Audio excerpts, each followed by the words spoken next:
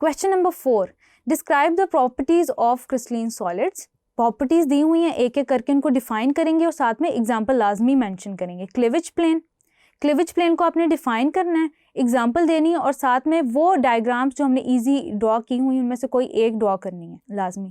Then melting point, melting point में भी आपने इन टर्म्स ऑफ सॉलिड्स इसको डिस्कस करना है कि सॉलिड्स को कैसे मेल्टिंग पॉइंट अफेक्ट करता है, कि मेल्टिंग पॉइंट प्योर सॉलिड्स का जो है वो हाई होता है as compare to that of वो जो इम्प्योर होते हैं। और एग्जाम्पल आप इसमें आइस का दे सकते हैं कि आइस का मेल्टिंग पॉइंट 0 डिग्री सेल्सियस है और नेफ्थलीन आपने एग्जाम्पल दे दी कि वो 80 डिग्री सेल्सियस होता है उसका मेल्टिंग पॉइंट। नंबर 3 पे स्टूडेंट्स आप जो प्रॉपर्टी डिस्कस करेंगे वो है आइसोमॉर्फिज्म। आइसोमॉर्फिज्म को आप डिफाइन करेंगे, आप उसके एटॉमिक रेशोज़ के साथ उसको रिलेट करेंगे, आप ये भी बताएंगे कि फिजिकल और केमिकल प्रॉपर्टीज़ इन सब्सटेंसेस की डिफरेंट होती हैं।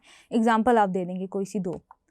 पॉलीमॉर्फिज्म, पॉलीमॉर्फिज्म में भी आपने डिफाइन किया और देन आपने एग्जांपल्स दे दी उसकी 2। इसी तरह एलोट्रॉपी है, एलोट्रॉपी को आपने डिफाइन किया। पॉलीमॉर्फिज्म और एलोट्रॉपी में अगर आप ये स्पेसिफिकली मेंशन करें कि पॉलीमॉर्फिज्म उन सब्सटेंसेस के लिए जो कंपाउंड फॉर्म में एग्जिस्ट करते हैं, जबकि एलोट्रॉपी उनकी प्रॉपर्टी होती है एलिमेंटल प्रॉपर्टी है, तो ये ज़्यादा इफेक्टिव होगा। फॉर एग्जांपल आपने ग्रेफाइट और डायमंड की एग्जांपल दे देनी है, ओजोन और ऑक्सीजन की एग्जांपल दे देनी है। देन ट्रांजिशन टेम्परेचर को भी इसी तरह आपने डिफाइन करना है और एग्जांपल में उसकी एलोट्रॉपिक फॉर्म्स जो सल्फर की हैं वो मेंशन कर दें या टिन की मेंशन कर दें।